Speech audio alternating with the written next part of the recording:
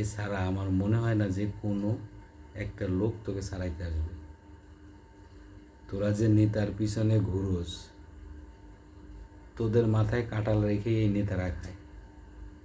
তোরা নেতার কথায় 500 টাকার জন্য লাভ দিয়ে রাস্তায় নামোস, এরপরে খাস পুলিশের পেদানি, আর মানুষের তো গালমন্দ আছেই। আর এই কষ্টটা সম্পূর্ণ তোর ফ্যামিলি ভোগ করে। এই যে তুই কথাটা বলছিস তোর বউ প্রেগনেন্ট, এই সেই, এটা শোনার পরে কিন্তু আমারও কলিজায় ব্যথা লাগছে। তো আমার প্রশ্ন হচ্ছে যে তুই কেন এই কথাগুলো বলবি আজকে, আর তুই কেন এরকম সিচুয়েশনে আসবি যাইনি শুনে? তুইও গরিব মানুষ, আমিও গরিব মানুষ। তো একটা গরিব মানুষ হইয়া দিন আইনে দিন খাই, কেন নেতার পিছনে ঘুরতে হবে আমার? দিন শেষে ওই নেতার ছেলেই বিদেশে লেখাপড়া করতে যায়, আর তুই আমি কাঙ্গাল নেতার পিছনে সারা জীবন খালি দূর দূর দূর দূর করে ঘুরি। তার মানে এক কথায় বলা হয় চামচা পাও চাটা। এই পাও চাইটা জীবনে কখনো কিছু করা যায় না।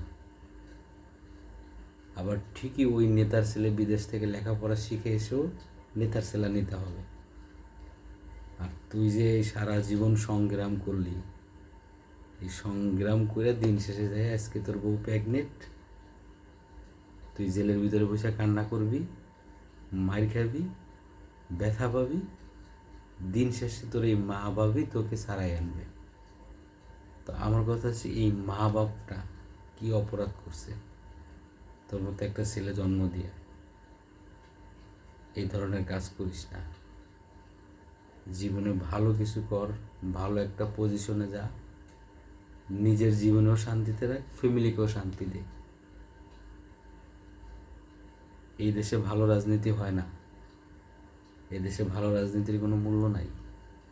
অতএব তুই আর আমি এর পিছনে ঘুরে সময় নষ্ট করা মানে তোর আর আমার জীবন থেকে একদিন চলে যাবে।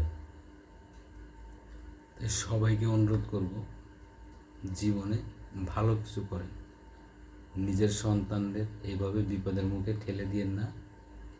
আর যারাও বা দিচ্ছেন, একসময় দেখবেন এই সন্তানের জন্য আপনার নিজের মান সম্মান নষ্ট হবে, নিজেরই মুখ দেখাইতে মানুষের সাথে লজ্জা লাগবে। তো আমার এই কথাগুলো যদি আপনাদের ভালো লাগে তাহলে ভিডিওটা শেয়ার করবেন।